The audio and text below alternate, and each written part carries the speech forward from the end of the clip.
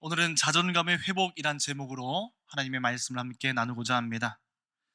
느헤미야를 통해서 지난 시간 함께 살펴본 것이 우리 그리스도인들이 가져야 할 영적 민감성, 애통하는 마음이라는 것입니다.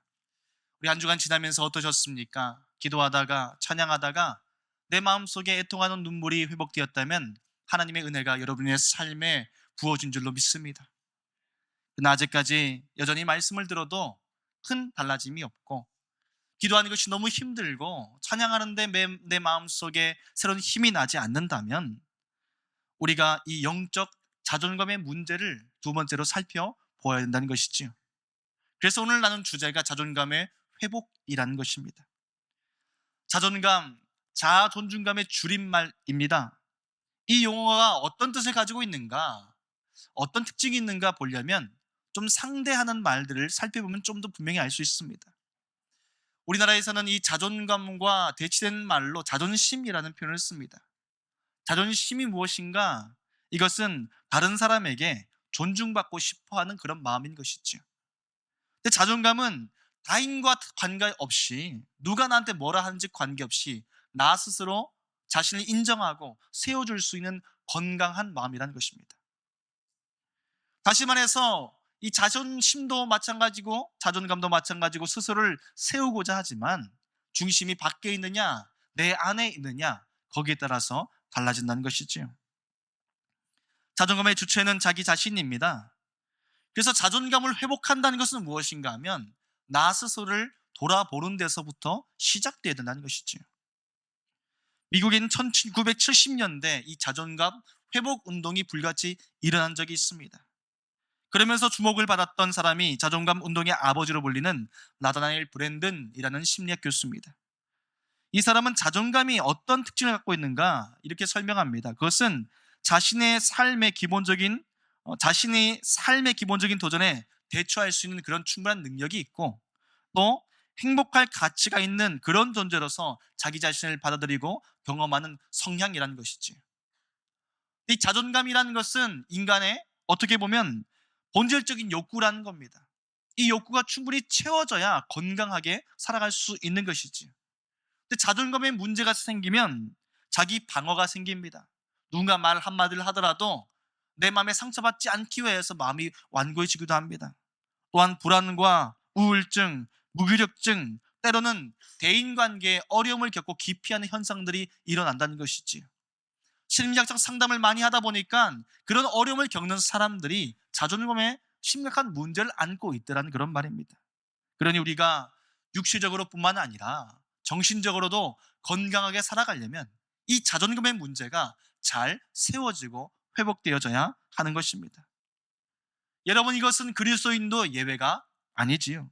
오늘날 교회가 세상의 빛과 소금으로 살아간다는 것, 이 은혜의 삶을 잘 살기 위해서 우리는 우리 안에 있는 영적 자존감이 괜찮은가, 이것을 말씀 안에서 다시 한번 돌아보아야 된다는 것입니다. 만약 우리의 자존감의 문제가 회복되지 못한다면 우리도 수동적 신앙으로 머물 수밖에 없습니다. 누군가 교회에 대해서 무슨 말을 하는 거지? 사람들이 교회를 어떻게 이야기하지? 거기에 너무 마음을 기울인 나머지 내가 예수 믿는 기쁨, 예배하는 축복, 하나님의 자녀로 살아가는 은혜를 다 잊어버리고 마치 영적인 무기력증에 주저앉아 있는 그런 삶을 살게 되는 것이지. 오늘 이 시간을 통하여서 우리의 영적 자존감이 회복되어지기를 축복합니다. 느헤미야서는 예루살렘 성벽 재건이라는 그런 주제를 담고 있습니다. 처음부터 끝까지 이 성을 어떻게 재건하게 되었고 재건한 후에 어떤 일이 일어났는가, 이런 얘기를 담고 있습니다. 성벽 재건이 뭐가 그렇게 중요할까요?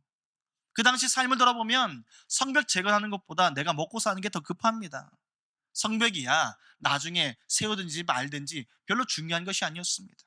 오히려 무너진 내 가정, 무너진 내 자녀, 무너진 내 삶을 다시 세우는 것도 벅찬 그런 시대가 이 시대였습니다.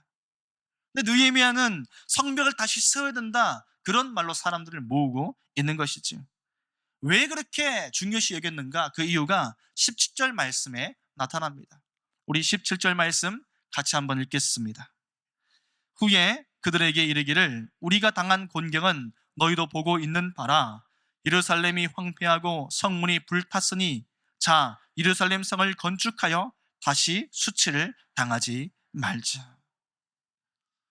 느헤미야는 이 민족의 무너짐을 기억하고 가슴을 치며 기도하기 시작합니다. 얼마큼 기도했는가 한번 찾아보니까 100일 정도 작정하고 기도를 합니다. 그리고 그의 삶의 기적 같은 일들이 일어나지요. 아닥사스다 왕이 그의 고국으로 돌아가서 성벽을 세울 수 있도록 허락해 줄 뿐만 아니라 오히려 그거 잘 세우라고 목재들도 다 내어주고 또 오가는 길에 다치는 일 없도록 병사까지 내어줘서 안전하게 보냅니다. 하나님 항상 기도한 자에게 플러스 알파의 축복을 주시는 것이지, 내가 기도하는 것보다 더 큰 은혜를 부어주시는 것, 그게 하나님의 은혜 아닙니까? 근데 그가 이 예루살렘 성을 건축하는 것을 일컬어서 이렇게 얘기합니다. 이 성을 건축하여 다시는 수치를 당하지 말자. 그가 가장 먼저 돌아와서 한 일은 암행순찰입니다. 밤에 조용히 자기와 함께하는 몇 사람만 데리고 성벽이 어떻게 무너져 있는지 그 삶을 돌아보기 위해서 하나씩 하나씩 순찰하러 가지요. 왜 밤에 순찰하는가? 여러분, 이 사람은 왕의 대리인의 역할을 갖고 있습니다.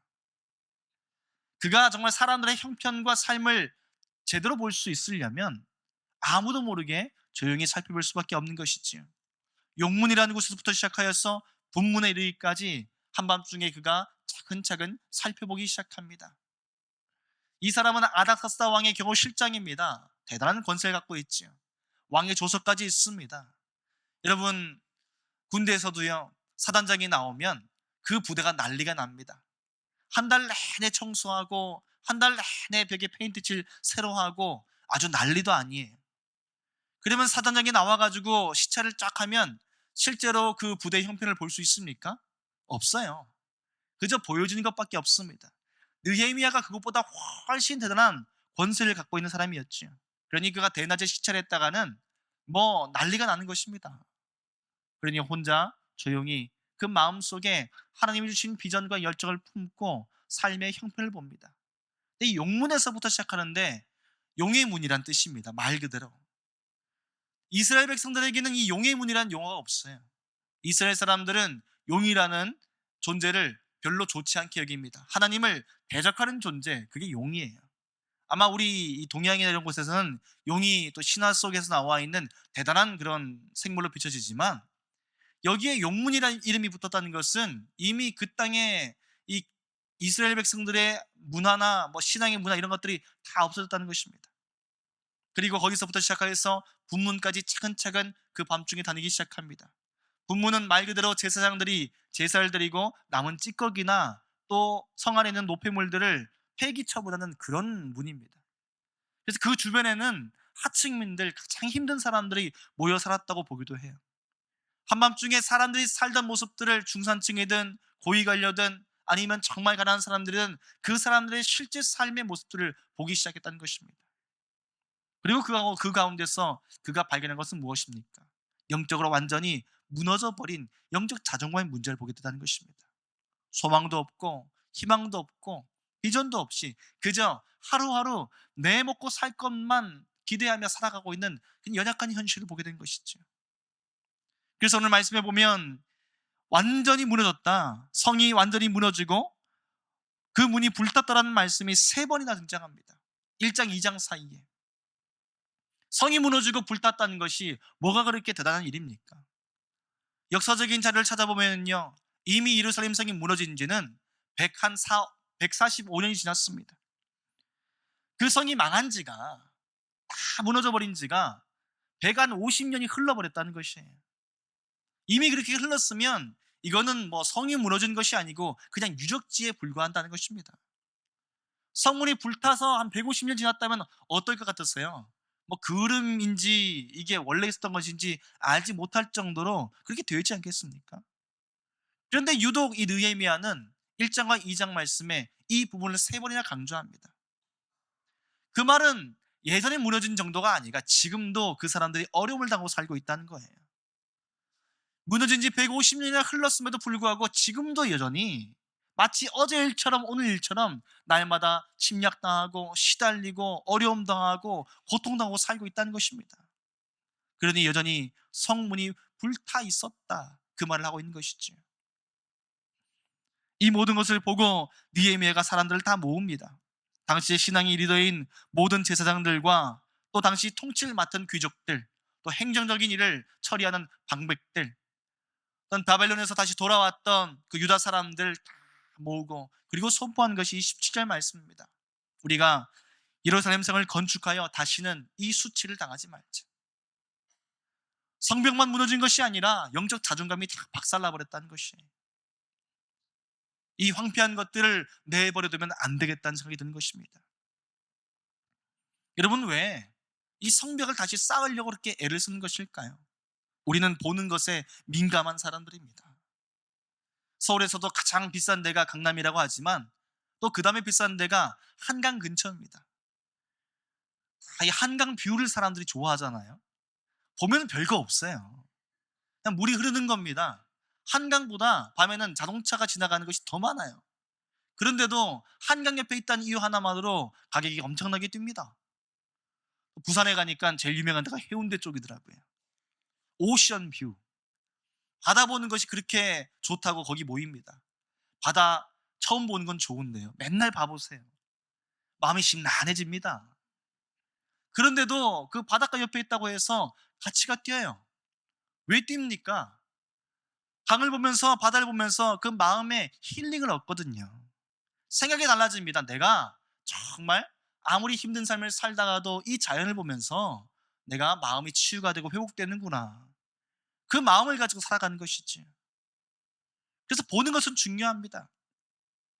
근데 여러분, 정말 슬럼가처럼 다 무너져 버리고 다 힘든 곳에서 산다고 해보십시오. 그 주변만 엉망이 되는 것이 아니라 그 사람의 생각도 무너지고 삶도 무너지고 다 소망도 꺾여버립니다. 우리 교회가 필리핀 망년족을 많이 돕고 있지 않습니까? 그 망년족 가보니까 참 희한합니다. 바로 옆에 강이 흘러요. 언제든지 씻을 수 있는 곳입니다. 나가서 씻기 귀찮으면 그냥 좀 수로 파가지고 물길만 만들면 내 방 안에 물이 들어올 수 있어요. 근데 그 사람들이 얼마나 지저분한지 모릅니다. 한 달 동안 안 씻은 것 같은 그런 모습으로 살아가요. 여러분, 황폐함을 바라보고 산다는 것은 그런 것입니다. 무너진 것을 방치하고 산다는 것이 그런 것이에요. 자꾸 보고 있으면 건물만 무너진 줄 알았는데 내 꿈도 무너지고 생각도 무너지고 삶도 무너지는 것이에요. 오늘 우리가 이 영적 현실을 바라보면서 공통적으로 느끼는 것이 무엇입니까? 다 영적으로 무너져 있어요. 신앙의 자신감, 믿음의 프라이드 다 무너져 있습니다. 그럴 만도 하지요. 지금 보면 꼭 우리가 영적 그루기 상태에 빠져 있는 것 같아요. 그루기라는 것이 권투경기나 격투기를 하다가 맞으면, 너무 많이 맞으면 정신과 달리 몸이 어떻게 감당이 안 되는 상태 아닙니까? 참 우리가 이 팬데믹 기간 동안 많이도 맞았습니다. 마치 동네 북처럼 맞은 것 같아요. 아무 이유 없이, 아무 잘못 없이 그냥 교회라는 이유만으로 참 많이 맞은 것 같습니다. 그러니 다시 예배하는 것도 옳고 다시 말씀 나누는 것도 옳고 모여서 기도하는 것 다 아는데 몸이 움직이지 않는 거예요. 내가 주의 말씀 가지고 살아야 되는 것을 모르는 사람 어디 있습니까? 그런데 이 시대의 그리스도인들이 움직이지 못합니다. 왜요? 영적 그루기 상태에 빠져 있거든요. 근데 더 화가 나고 더 마음이 상한 것은 뭐냐면, 정작 잘못한 사람들은 떳떳하게 살아가요. 월요일 날 저도 좀 시간을 내어서 걸어보겠다고 이 광교 호수 쪽을 좀 찾아가 봤습니다. 참 좋지 않습니까? 거기 너무 잘 돼 있더라고요. 일산만 잘 된 줄 알았더니 이쪽 수지 광교 지역이 너무 잘 돼 있어요. 근데 걸으려고 딱 그 입구에 갔다가 그만 마음이 상하고 말았습니다. 신천지에서 그 입구에부터 나와가지고 여러분 포교하고 있어요. 얼마나 속이 상한지 막 발끝부터 머리끝까지 그냥 화가 치밀어 오르는 거예요. 근데 한편으로는 너무 답답한 것이 무엇입니까? 정작 예수 자랑하고 살아야 될 우리가, 정작 말씀 사랑하고 살아야 될 우리가 주저앉아 있더라는 것입니다. 잘못한 사람들은 떵떵거리며 살아가고 정작 죄를 지은 사람들은 고개 쳐들고 살아가는데 아무 잘못도 하지 않은 우리가 넘어져서 쓰러져서 이렇게 살아가는 것이 말이 되느냐? 여러분, 그런 말이지요. 마치 요즘 말하는 그 뭡니까? 묻지마 폭행을 당한 것 같은 현실 같아요. 또 증오범죄의 희생자들 같습니다. 왜 아시아인들이 뭐 중국인이든 일본인이든 한국인이든 상관없이 그냥 막 폭행당하지 않습니까? 아무 이유가 없어요. 그냥 아시아 사람이라는 건 이유만으로 폭행을 당합니다. 그러고 나면요, 자존감이 박살나 버립니다. 그 상처 때문에 어떻게 하지를 못하는 거예요. 오늘 우리가 마주한 현실이 그렇지 않습니까? 너무 많이 맞아서 내가 주시는 하나님의 은혜, 기쁨, 예배의 감격, 기도의 능력 알고는 있지만 다 잊어버리고 살아갑니다. 그렇기 때문에 이 구절이 중요한 것이에요. 예루살렘 성벽을 재건하여서 다시는 수치를 당하지 말자. 뒤집어 말하면 다치 수치를 당하지 않기 위해서는 우리가 믿음의 성벽을 쌓아야 된다는 것입니다. 함께 모여서 이 무너진 것들을 일으켜 세워나가기 시작해야 돼요. 거기에 마음을 모으고 시간을 내고 동참해야만 우리의 영적 자존감이 회복될 수 있는 것이지요. 여러분, 이 시대에 복음 전해야 된다는 거 모르는 사람 누가 있습니까? 여기 모인 우리 성도님들 중에서 예수 믿는 것이 얼마나 기쁘고 소중한지 모르는 사람 누가 있어요? 그런데 왜 기도하지 못하고 있습니까? 왜 내 시간을 주께 드리지 못합니까? 왜 그렇게 주저앉아 있습니까? 이 시대도 마찬가지예요. 느헤미야가 처음 와가지고 여기 있는 유대 사람들에게 하나님의 말씀 선포한 거 아닙니다. 이미 14년 전에 에스라를 통하여서 성전이 세워졌고요, 예배하는 시간들이 세워졌어요. 다시 예배하는 시대가 왔습니다. 그런데도 사람들이 주저앉아 있는 거예요. 우리가 성경 말씀을 많이 듣는다고 해서 또 주일날 예배만 드린다고 해서 우리 영혼 살아납니까? 그렇지 않더라는 거예요. 여러분, 우리가 성경 말씀 많이 듣고 요즘 뭐 대단한 시대 아닙니까? 요즘은요, 원하면은 천국 같은 사람도 만날 수 있는 시대예요. 저도 어제 하용조 목사님 설교 들었습니다. 천국 가 계신 분도 유튜브에 그냥 살아 계세요. 언제든지 말씀 들을 수 있습니다. 나 혼자 말씀 듣고 나 혼자 은혜 받고 살면 되지 뭘 다 같이 이렇게 모여야 되는가? 여러분, 회복의 비결은요, 우리가 그냥 앉아서 말씀 듣는다고 되는 것이 아니에요. 우리의 영적 자존감, 이 한국교회가 살아나는 것은요, 그냥 성경을 열심히 읽는다고만 되는 것이 아닙니다. 예레미야는 그것을 알고 있었던 것이에요. 정말 이 낮아진 자존감, 무너져버린, 박살나버린 그 시대의 영성이 살아나기 위해서는 함께 모여서 함께 세워갈 공동의 사역이 필요한 것입니다. 오늘 우리가 행복전도 축제를 시작합니다. 이거 왜 합니까? 이거 왜 해요? 그냥 전반기 한번, 막 가을에 한번 전도 행사 의뢰하니까 합니까? 여러분, 그렇게 많이 하는 행사가 뭐가 중요합니까? 그 행사 하나가 이 무너진 성벽이 되어서 다시 쌓이기 시작할 때, 그때 우리의 마음이 살아난다는 거예요. 그때 우리 심령이 살아나는 것입니다. 이 당시도 마찬가지지요. 에스라를 통해서 예배하고 율법의 말씀을 읽고 그렇게 했는데도 사람들이 무너져 있는 상태로 그 주저앉아 있었다는 거예요. 그런데 일으켜 살리기 위해서는 무너져 있는 환경들을 바꿔야 됩니다. 쓰러져 있는 내 시간표를 바꿔야 됩니다. 내 하루의 스케줄을 바꿔야 됩니다. 거기에 다 모여서 이 성벽을 쌓고 기도하고 예배하고 서로 격려하면서 이 사람들의 무너져버린 영적 자존감들이 세워졌다는 것입니다. 하나님께서 오늘 우리에게 기대하는 것이 있다면 바로 이거 아니겠습니까? 행복전도 축제, 여러분 함께 나와서 마음을 모으고 우리의 이 심령과 무너진 우리의 마음, 무너진 영성들을 회복하겠다는 소망이 없으면 아무 소용이 없습니다. 이거 뭐 100번 1000번 한들 무슨 소용이 있겠습니까? 그러나 이 축제를 무너진 내 삶을 세우는 계기로 삼고 어느새 주저앉아 버린 내 신앙을 다시 살리는 계기로 삼는다면 우리의 믿음의 영적인 예루살렘 성벽이 세워진 축복이 오늘 이 시대에, 이 시간, 이 자리에 부어질 줄로 믿습니다.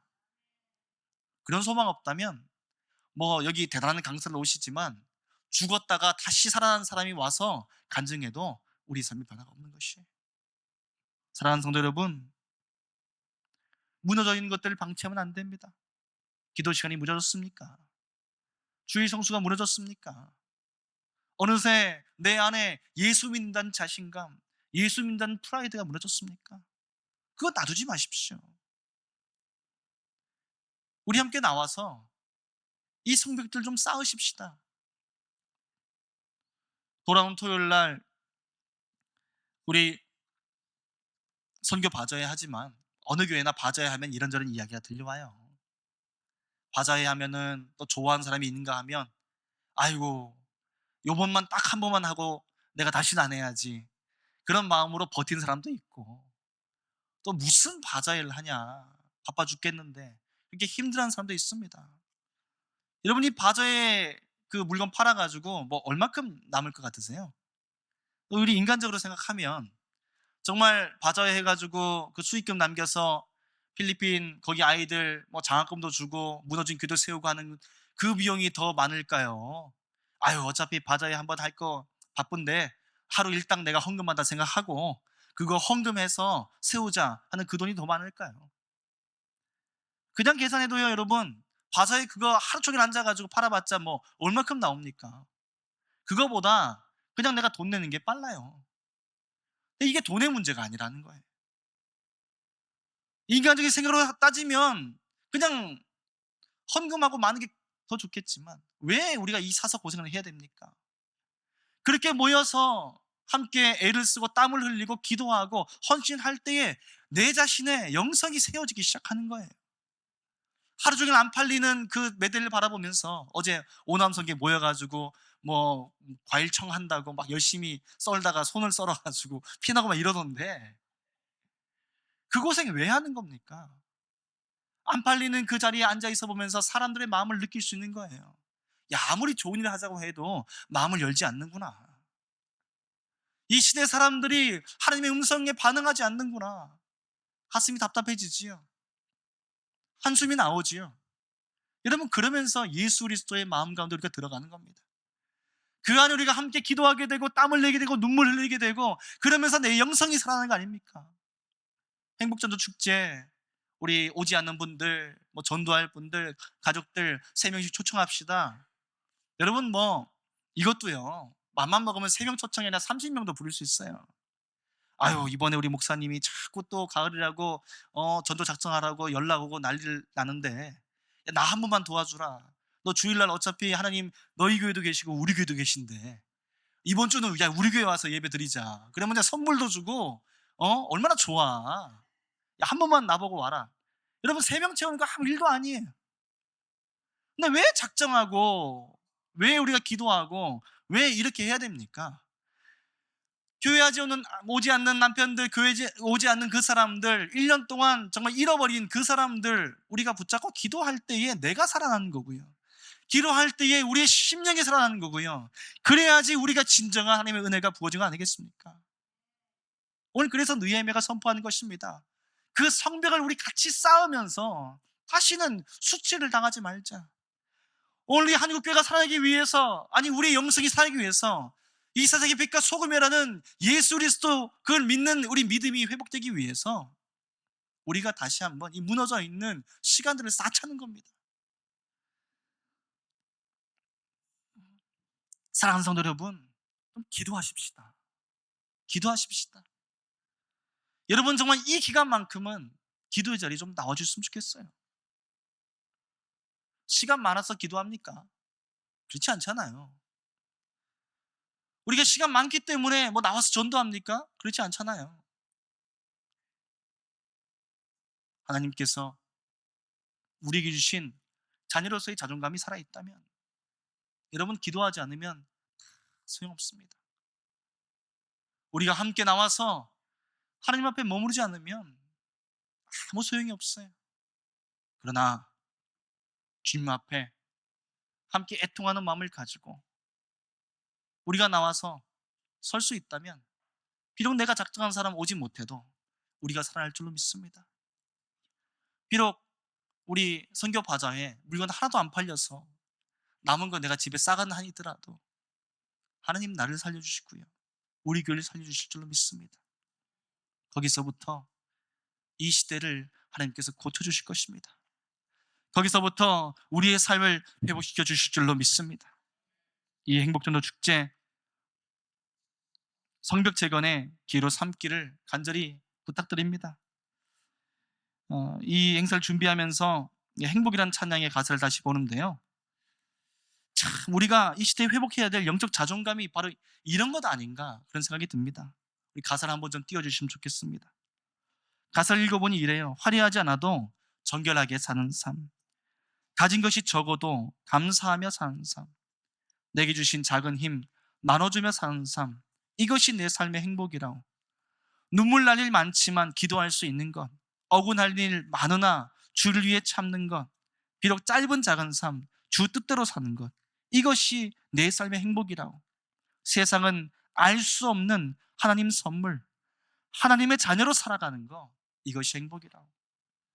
가만히 보니까요, 저도 목회자지만 제가 기대하고 꿈꾸는 행복이라는 것이 이 가사에 딱 정반대예요. 화려하게 사는 것이 좋습니다. 가진 것이 많은 것이 행복이라고 생각하며 살지요. 눈물 날 때 기도하기보다 원망하고 싶고요. 억울한 일 많으면 2배, 3배 갚아주고 싶은 것이 우리 마음입니다. 그래서 내 속이 시원할 수 있다면 뭔들 못하겠습니까? 작은 힘, 이것 감사하고 나누며 사는 것이 아니라요. 어떻게든 내 삶에 도움이 줄 수 있는 인맥들, 그런 사람들 많이 곁에 두면 그게 든든할 수가 없어요. 그런데 우리가 정말 고백할 영적 자존감은 무엇입니까? 예수 이름 붙들고 살아가는 이 행복이라는 핵심은 어디에 있습니까? 그런 거 없어도